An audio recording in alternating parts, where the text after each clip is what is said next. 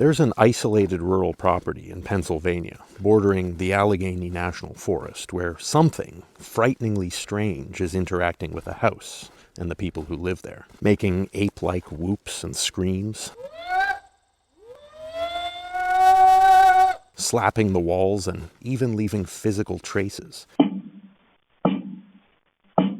Yet, despite a whole lot of cameras being set up, not much is ever recorded visually, and what does show up makes things even weirder. But the strangest part? This isn't just hearsay. These events have been repeatedly observed, documented, and caught on camera by 3 different men, none of whom have any reason to lie, or even could be lying when you look at all the details. As you're about to see, I interviewed all 3 of them for this video, and they gave me access to everything they've captured. Buckle up, because this Sasquatch investigation doesn't follow any of the usual rules. Section 1. Audio visuals that don't make sense. Before I get into theories or explanations, you need to understand the basic facts of what's happening here, because this property isn't quiet. It's active, repeatedly. They have found footprints before. They also have had visual sightings, fleeting glimpses of Sasquatch. The elderly couple that lived there initially connected with a couple of researchers and then eventually connected with a guy named Todd Smith, looking for help, convinced that at least one Sasquatch was living on their land, and possibly something else too. More on that later. The current owners also shared that the previous owners, the people that sold the home and property to them, only lived there for about 6 months, and they left the place in such a hurry after the sale that they left a bunch of their belongings and dishes behind and never came back for them. The owners are convinced that these people left so quickly because they were scared away. And as this story unfolds, you'll start to understand why. Todd Smith is one of the 3 researchers I interviewed for this video, and you'll be meeting him later. We got here. Look how long that is. Came up with that.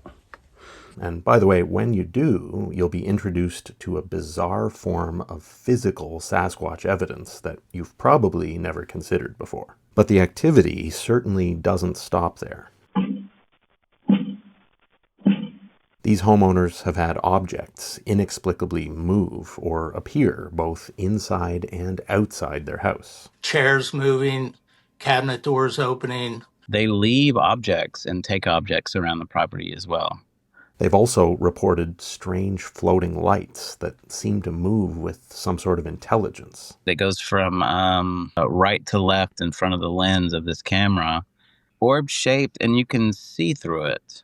All of this and more is what eventually led Logan Shesso to install a 24/7 continuous camera system live streaming what's going on the property. It looks like a cloaking thing to me. And I hate to say that, but I can't figure out what it is.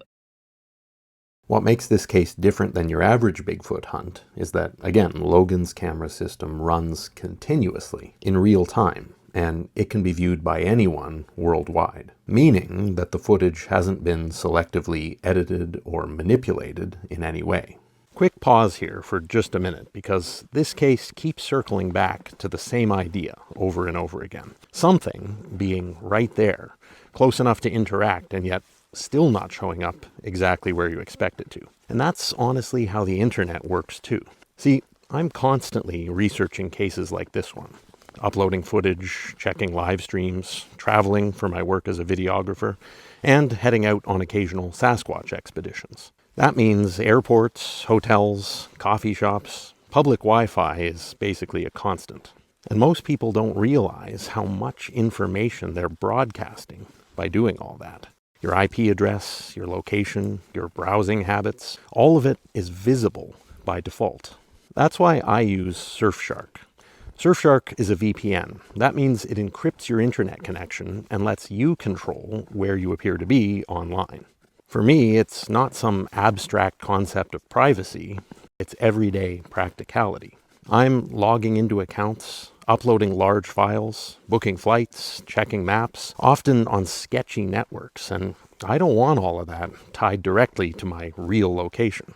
I've also personally seen different prices show up for flights and services just by checking from another location using Surfshark. Same browser, same search, very different results. And when I finally get a break, I use Surfshark to hop over to the Japanese Netflix and watch the greatest films ever made, the Lord of the Rings trilogy, because sadly it's not available on the US or Canadian Netflix. So if you want to keep your location and browsing private while still enjoying all your favorite content no matter where you are, scan the on-screen QR code or visit surfshark.com/woods and use the code WOODS at checkout. When you do, you'll get 4 extra months of Surfshark, plus a 30-day money-back guarantee. The link's at the top of the description and pinned comment. All right, let's get back to this mysterious property. Right now, I've got, I think, eight different streams up. They're all recording like a ring-based thing where you see something and it alerts you and you can see a clip, right? It's really not like a doorbell camera. It's really high-end cameras. Just to clarify what Logan's talking about here, this isn't private footage that I've been shown exclusively behind the scenes. Logan has created something called the Bigfoot Livestream app, which, like I said, gives anyone continuous access to the camera feeds from this property in real time. It also gives access to other cameras on other established Sasquatch hotspots. So it's not just this one property. You can see and hear all the same data that Logan's getting, completely uncut and with full context. And that's important. So after you watch all of the bizarre highlights that are going to be shared in this video, if you want to dig deeper into this case yourself, the Bigfoot Livestream app is the way to do it. I'll link it in the description below. The most bizarre things that happens quite regularly are what we call house slaps. They are from the exterior to the interior. Something's probably either kicking or slapping the walls. We've yet to figure this out because that continued even when we got 360-degree cameras up. It is clearly a hand hitting the vinyl siding of the house. Maybe they're backhanding it. These aren't just faint noises. According to the homeowners, they can feel the house shaking when they hear the impacts.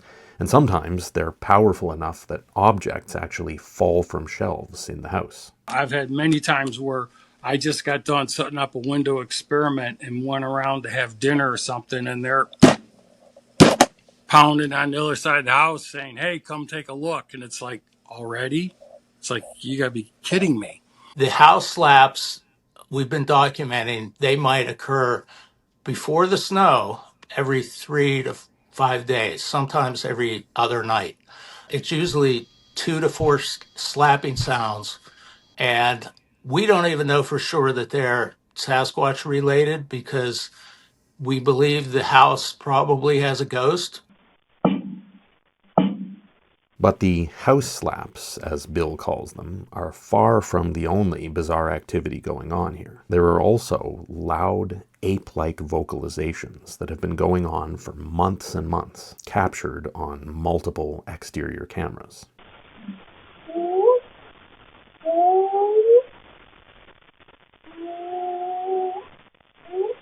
We did get vocalizations that were close to the cameras, which is very puzzling because sometimes the camera in the front of the house will pick it up very clearly and it'll be very faint or not even heard on a back camera. So whoever's making these sounds is not typically doing it from across the street or 100 yards away. I mean, this is close proximity, which makes them really interesting recordings. Now, I'll be honest, guys. When I first heard these vocalizations, I thought they sounded human. I assumed these homeowners and the researchers were probably victims of a prank, or possibly even perpetrating one themselves. But there's one glaring problem with that theory. Whatever is making these sounds is close enough to the cameras based on the volume of the recordings that it should be showing up visually too. But it isn't. We have cameras literally 360 degrees around the property. That's Well, part of I want to talk about that for a minute. Sorry to interrupt, Sure. but The 360-degree coverage is both intriguing and puzzling because Yes, if we're hearing vocalizations that, as you said, are quite close to the house to the point where certain cameras pick them up and other ones don't, that's got to be pretty close to the camera that picks it right. up. Why are there hardly any visuals to speak of? How is that possible? This is one of the mysteries we're trying to figure out. Are you saying then that something impacted the exterior wall, one of the exterior walls of the house, in a location where any visible being would have appeared on a camera?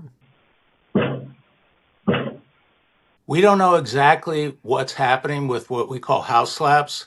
I'm not an expert on poltergeists, but I've heard of sounds like that being made by ghosts. I've also heard stories of Sasquatch cloaking. So, I mean, I'm open minded, but I would prefer a flesh and blood creature when you're trying to document evidence like this. So here's the major contradiction. Something is repeatedly vocalizing and striking the house hard. The 24/7 camera coverage is extensive. Normal large animals are clearly captured pretty often. But whatever is making these sounds remains invisible. Why? And this wasn't just a single night. The 3 men I interviewed, they've been monitoring this property for months. The whoops were happening about every 2 or 3 weeks from August when we started getting audio. That continued even when we got 360-degree cameras up. So we kept adding cameras. Pennsylvania side has a lot more cameras on it because there's been a lot of activity there. So I flew up twice this year. Once I put a few out, and then we're having so much activity, I went out and just doubled everything because I really wanted to capture stuff.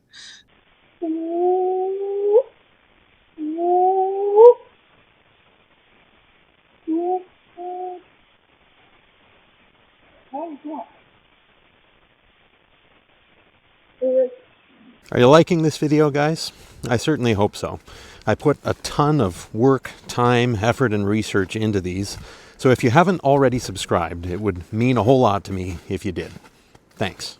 Okay, let's be real for a moment, because at this point, most people would assume a hoax, especially since a lot of the vocalizations sound remarkably human. At least in my opinion. But could they be human? I decided to ask Bill directly. It was Bigfoot New York Todd Smith, that introduced us, got us into the site, and he was very protective of the owners. They want their privacy maintained, but Mm-hmm. the site, it's not way out in the middle of the woods, probably where you are, but it's right at the edge of Allegheny National Forest. So there's certainly ample territory around them, but the nearest neighbor is probably 400 yards away. So when they set up the recorders, and I've run some audio recorders too, but the cameras is primarily where we're getting the audio. We blanketed the house in 360-degree coverage. And so these whoops that we've been getting, these sounds, they're not all whoops.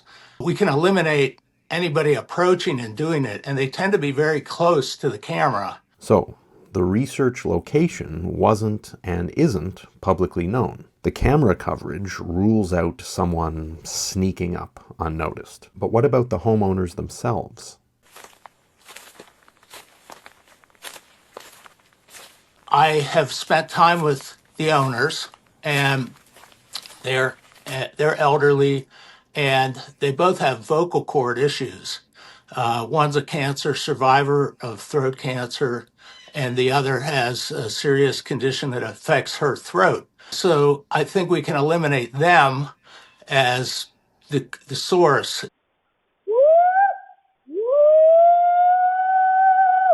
So again, we've got close-range vocalizations, repeated, powerful impacts on the house, full camera coverage, but almost no visual evidence. Almost.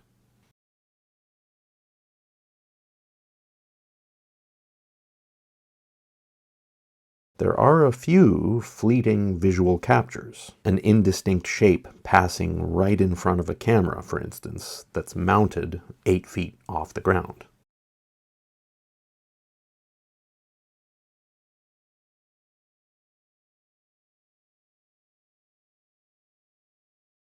Or this bizarre clip where one of the infrared cameras caught something indistinct with a predator-looking cloaking effect and what looks like an orb of some sort crossing the woodline. It only ever happened once. And then there are occasional footprints showing up in areas that should be visible on at least one camera. But the bizarre thing is, nothing visual accounts for the massive volume of audio activity.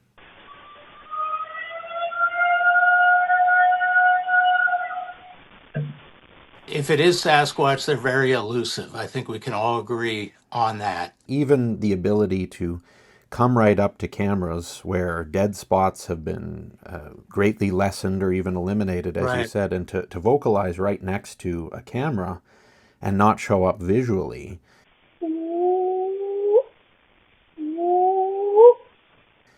That's difficult to make sense of I by agree. conventional means. I agree.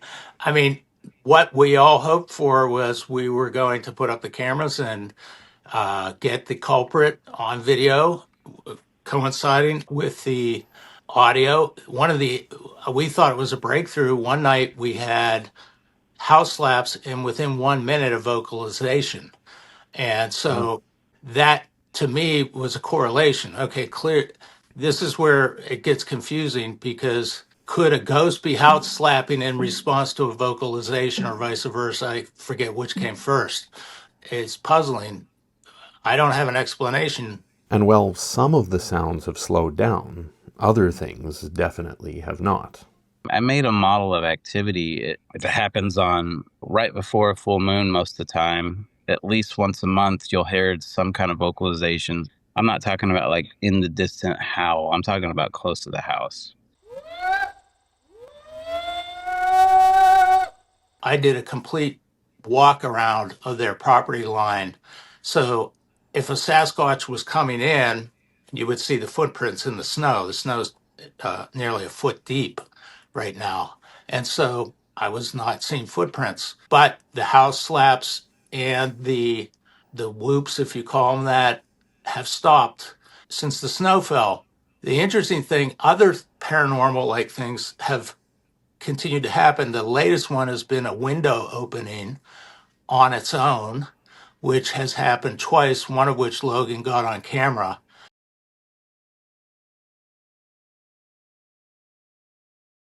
This is where the case changes, because whatever's doing this isn't behaving like a normal animal, clearly, and yet it's also leaving physical evidence behind. This is where Todd Smith comes in, and once you see what he's documented, and what he's been able to clearly demonstrate on camera, this case goes from strange to breaking every rule we thought we knew about Sasquatch. Section 2. Physical evidence and where it starts to break. Okay, up to this point, an extremely determined skeptic could probably do some mental gymnastics and squeeze everything we've covered so far into a conventional Sasquatch explanation, or even a human one. Sounds, impacts, extreme elusiveness. This is all pretty familiar territory for Bigfooters. Of course, there's no good way to explain sounds captured right next to cameras with no corresponding visuals, but let's just leave that for a moment, because there's something else that really sets this property apart. Todd Smith has spent years documenting and analyzing Sasquatch handprints. Not footprints, but actual 5-fingered handprints left behind on vehicles, trailers, and other surfaces. And the work he's done at this property is honestly some of the most unsettling I've seen. Obviously, these are 5-fingered handprints. How Right. can we know that they weren't made by a person? So that's a great question. So I started with some pretty basic things. You look at the homeowners. Okay, so she has lupus. Her hands are a mess.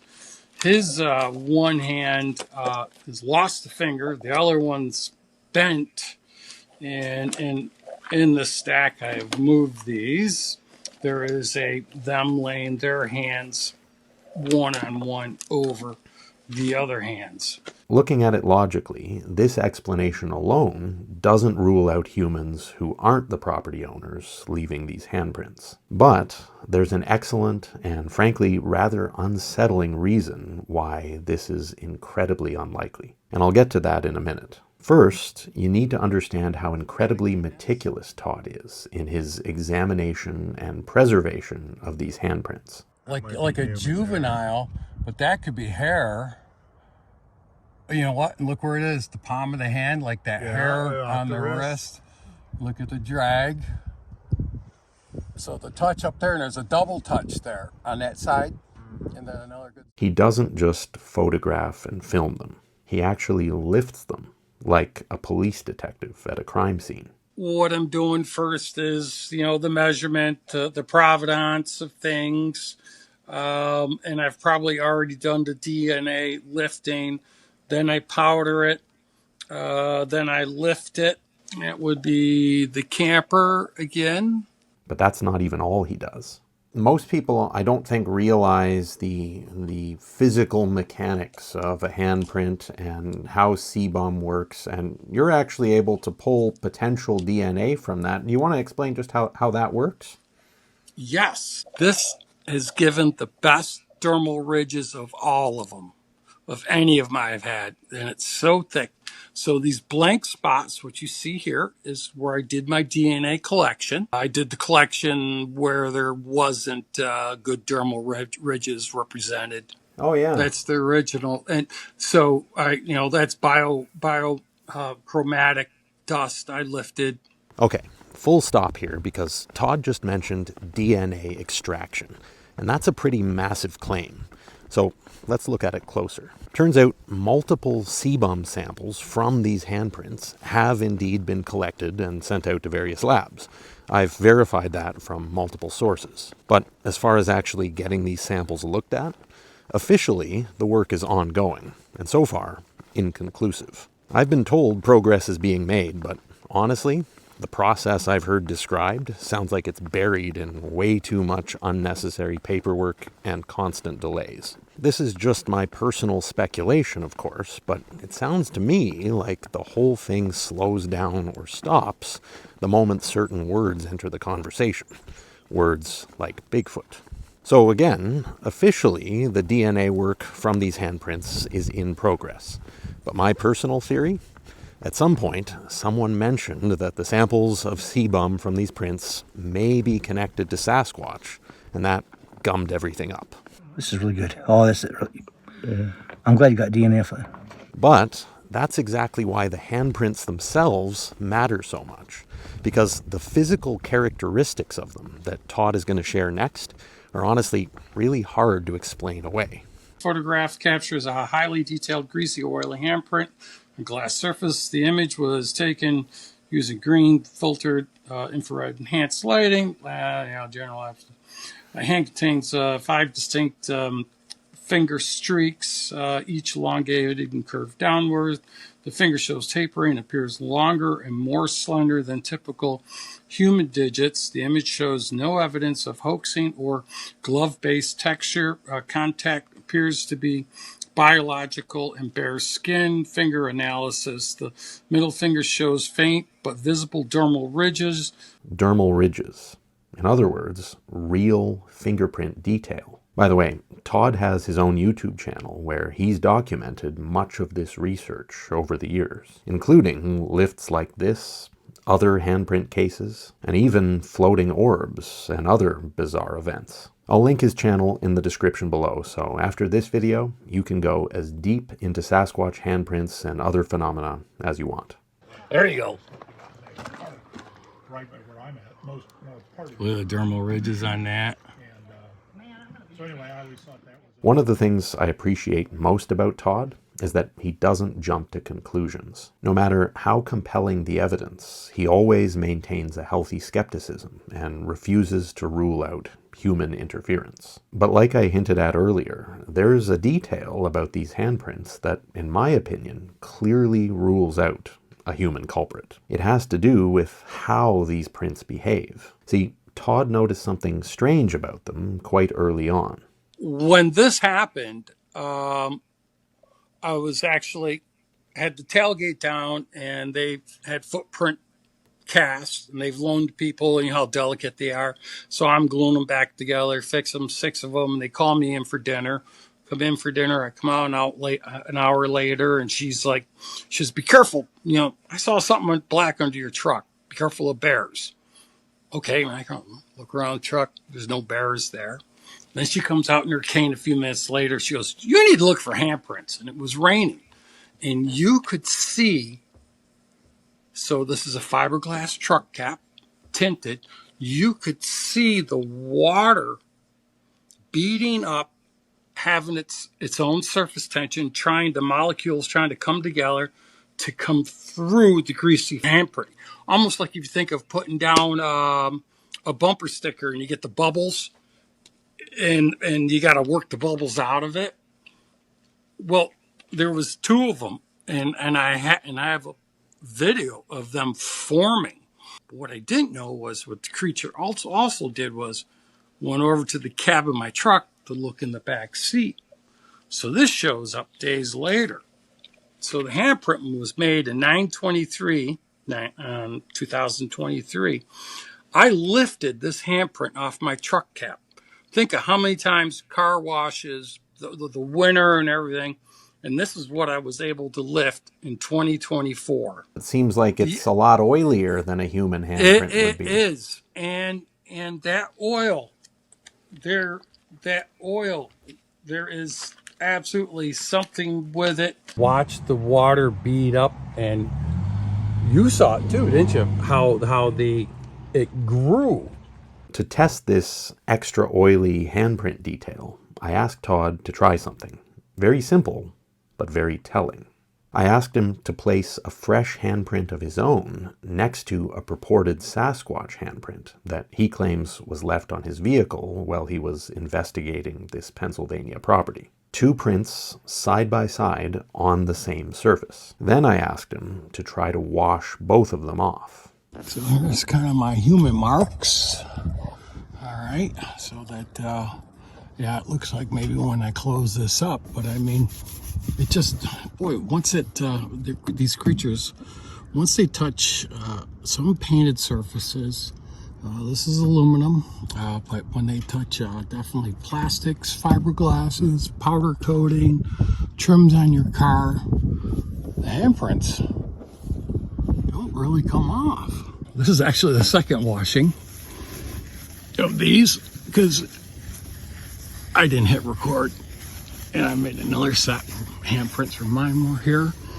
We're just going to do this square right here. These are the handprints. Now this is Dawn detergent and a degreaser.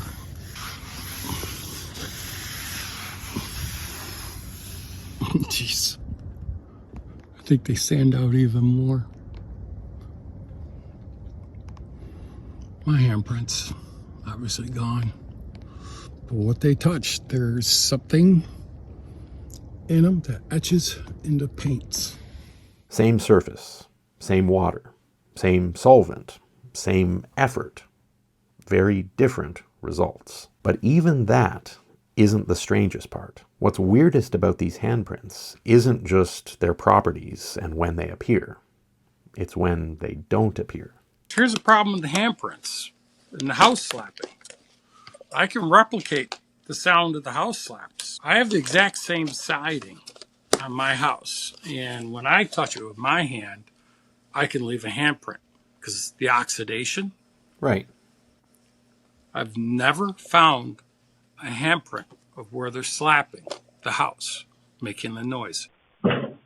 There's never been any damage, nothing. So, something is hitting the house hard enough to be heard and felt inside, but not leaving damage, and not appearing on any of the cameras, not even leaving handprints. And that's where this story takes a turn, because alongside the physical evidence of these handprints, Todd began documenting something that doesn't fit any biological model at all. The balls of light are seen over there. I'll go on record. I got some neat footage of these strange lights. They're just so intently bright, like somebody's MIG welding in the woods. But yet it only casts a hue of light just in the immediate surrounding trees. They get orbs and what the owner calls spirit lights that will appear briefly. And I've seen them up there on one occasion. They also, So you've seen orbs yourself? I've seen orbs twice, once at their location and once in the woods at a different location. Our eye doesn't see the balls of light as well as the iPhone will see them better, but the IR will see ones that we can't even see. Todd's background really matters here. Before focusing on Sasquatch, he spent years investigating alleged hauntings. I used to be a ghost hunter, and I don't do that anymore. It gave me some great investigative skills and great debunking skills. I don't know. I'm not saying these are all like it. I don't know if it's to land. This unsettling similarity that Todd notes includes something very strange that's happened on the property more than once. I'll tell you what's going on right now over there with this window opening and closing in her bedroom, and we're catching that on camera, is interesting. And this is what I mean. I have more than one segment of weird. A window opening with no one near it. The elderly homeowners insist it wasn't them. And weirdly, the camera tilted away from the window just as it opened, possibly when its automatic motion detection system noticed these birds and tried to follow them. There's really no mechanical explanation for what happened here. Now that said, when I first saw this clip, it sort of looked like there was a person visible through the window inside the house, despite the homeowners saying they weren't there. But it didn't quite look like a person. And again, the homeowners swear up and down that they weren't anywhere near that window at the time. To try to prove their truthfulness, they even had Logan film a recreation at the same time with similar lighting conditions, where the wife actually did open that same window. The recreation is noticeably different.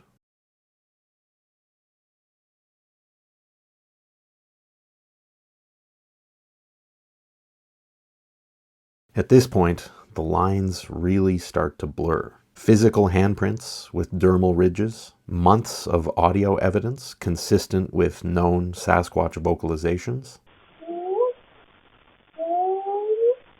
plus extremely intelligent, I might even say supernatural, avoidance of visual capture on cameras. And now, floating lights, little snippets of movement, and other bizarre activity that frankly mirrors classic paranormal cases. I I don't like to say the woo paranormal stuff, but man, it's really starting to stack up against the normal, observation-based physics of the world to me. A flesh and blood creature is way easier to look into than where different paranormal events seem to coincide with Sasquatch activity. Easier to explain, easier to categorize, easier to dismiss. But this case isn't easy, and we're not done yet. Section 3. The pattern gets bigger. So, up to this point, everything you've seen and heard has been tied to this one rural property in Pennsylvania. One location, one elderly couple, one ongoing cluster of strange events. But there's a reason I've kept mentioning Logan Shesso throughout this video. Because Logan isn't just watching and monitoring one place. Like I mentioned earlier, Logan is the creator and operator of the Bigfoot livestream project, a network of continuously running cameras and audio recorders in purported Sasquatch activity areas. Right now, that includes the Pennsylvania property that you've just seen, and also a remote campsite deep in the forested mountains near Radium Springs, British Columbia, where I did an expedition this past October, found extensive evidence, and even had a brief sighting. So a lot of radium that I've captured is some really good tree breaks and a lot of just anomalous things as far as audio goes. I haven't got a full visual there. The coolest thing that I think I got out of there is a rock coming in and throwing at the camera.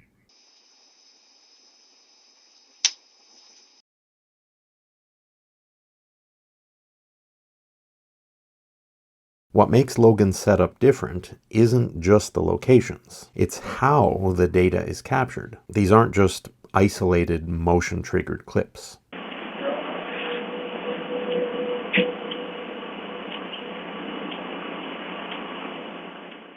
What the hell was that? They're continuous 24/7 recordings, optical video, audio, and in some cases thermal, preserved with full context before and after every event. And when you start collecting this sort of data across months and multiple locations, patterns start to show themselves. They have a ton of activity going on there. It's a little anything that you've heard on any kind of Bigfoot podcast or interview or documentary is going on there, right? Now, that's a strong claim.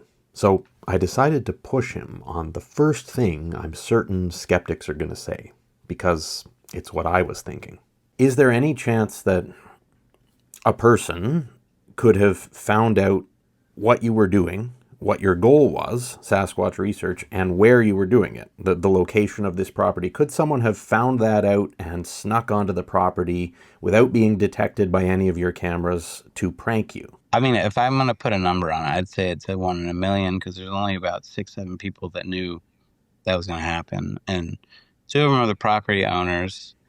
And they, again, they're great folks and they're really into this research. And I can get into semantics there, but they would not be walking on unlevel ground at night just because of their age and their health. Like, they would never do that. As far as other people, it's on the back of this property. There's no way of really knowing it's even there. So you'd have to be really pinpointed to this location. And I would have seen something on the lens if it came from a certain angle. And people are clumsy. They're not super quick as this video is. So there would have been some interaction. And I'm like 99% sure that it wasn't a person. I'll give it a 1% factor of a fudge factor, but it just doesn't make any sense. And this is important. Logan isn't talking about guesswork. These cameras track heat. They track movement. They automatically follow wildlife.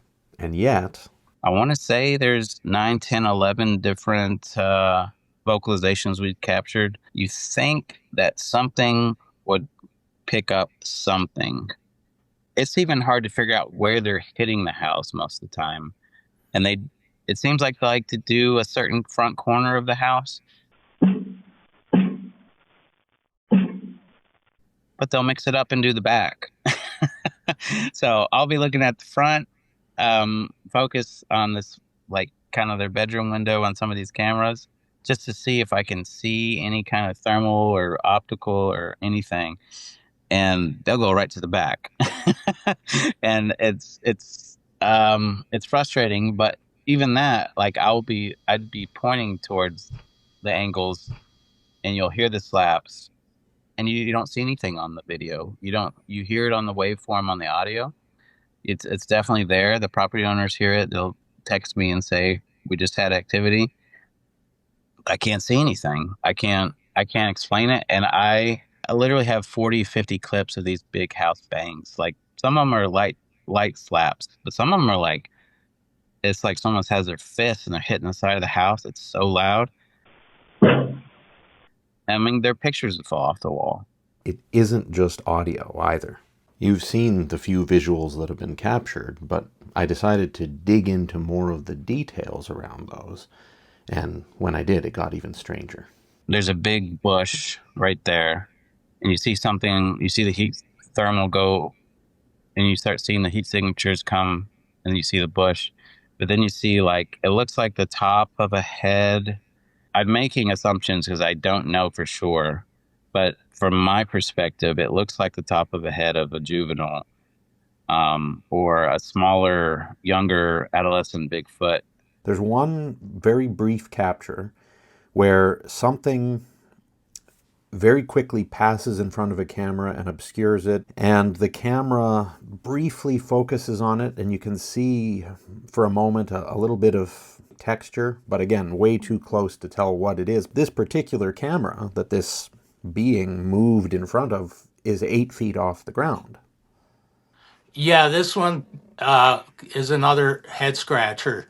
I mean, I was there when we put those cameras up, and it definitely was 8 feet off the ground. Interesting too, that happened, I think, the second night the cameras were active. And it wasn't just a thermal image, he also has an optical. That same camera has two lenses, one thermal and one optical. They were pointed at the same thing, so he has both. But of course, the IR light was on, and when you get that close with the optical, it washes out. I don't know what that was. I mean, there's been theories that someone could have been pranking with a sweatshirt because it almost looks like there's a woven seam in the image. But again, this part of Pennsylvania, just about everybody's a gun owner, and you do not walk up to their house, which is pretty remote, and start walking around the windows or you're risking your life. So this was right off their back porch. And it's very puzzling because it could not be a human in a hoodie at 8 feet tall, unless it was someone holding something on a pole. But we had just put the cameras up and it was in the back of the house, which are not visible from the entrance to the property. So I can't explain it. So even when something does show up on camera, it's unclear, inconsistent, fragmented, hard to verify. When I started there, I had basically one of these high-end cameras. I started with it facing towards the tree line behind their homestead. For the darndest reason, I could not get that camera to come up. And we can talk about woo and things, but that location and that point, I would bring the camera out there and it wouldn't work. I'd go take the whole thing apart, bring it into their garage, and it would just spin up fine. So I don't know. That's just a side note. If anyone, regular person, was trying to get on that property and do anything, I would see it. And I have gotten 0 people on my cameras besides the property owners or the researchers. This is where most people draw a hard line. They're fine with Sasquatch as long as it behaves just like a big animal. They might even be fine with paranormal stories as long as they stay separate from the Bigfoot phenomenon. But what happens when the data doesn't respect that distinction? Correct me if I'm wrong, Logan, but this strongly points to something that's real, but beyond our understanding as far as plain old physical reality. I don't know how else to phrase it without sounding like a nutcase, but that's where it seems to be pointing to me. Yeah, I would agree with you right now. I'm still open.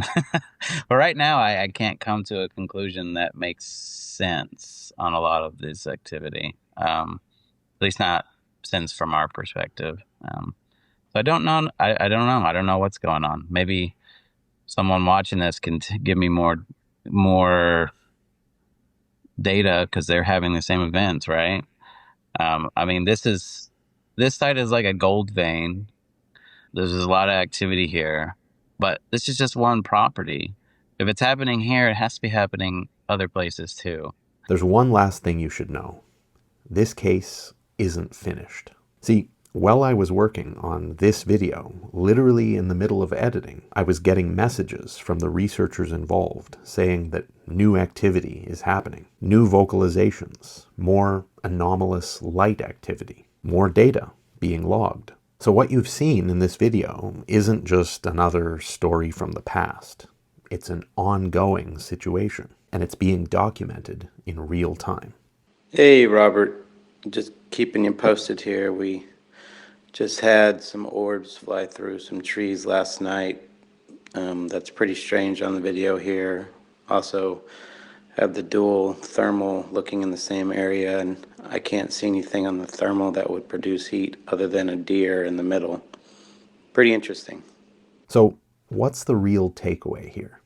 Well, it's definitely not that we have all the answers, but the old answers have clearly stopped working. One sound is easy to dismiss. One bizarre story is easy to dismiss. But once you stack months of continuous data across multiple locations, all captured independently and showing the same kind of anomalies, what emerges isn't just noise. Whether you want to call that Sasquatch, something paranormal, or something we don't have language for yet, one thing is abundantly clear. This isn't just some big upright ape walking around the woods. And whatever it is, it's interacting with us far more closely than most people are comfortable admitting. So what do you think? Is this a Sasquatch, or possibly a clan of Sasquatches that, bizarre as it may seem, can turn invisible? Perhaps these are beings that can phase in and out of our dimension at will. Or do you think this might be a spiritual entity, maybe a demon, or even a ghost? Or, despite all the logic and evidence, do you figure this is just a bizarrely obsessive months-long hoax being perpetrated against the owners and the researchers? Whatever way you lean, I'd love to hear your thoughts and theories in the comments below. If you enjoyed this video, please give it a like, share it with your family and friends, and most importantly, subscribe to Cabin in the Woods. That helps the algorithm push out my videos more and keeps me going in this research. And if you want to support my work here on the channel and beyond more closely, sign up for my Patreon. The link is in the description below. For a few bucks a month, you can get exclusive content, a personal connection with me, and details on my ongoing Sasquatch research. In the meantime, thank you so much for watching, guys. I really appreciate each and every one of you. And I look forward to seeing you all in the next video.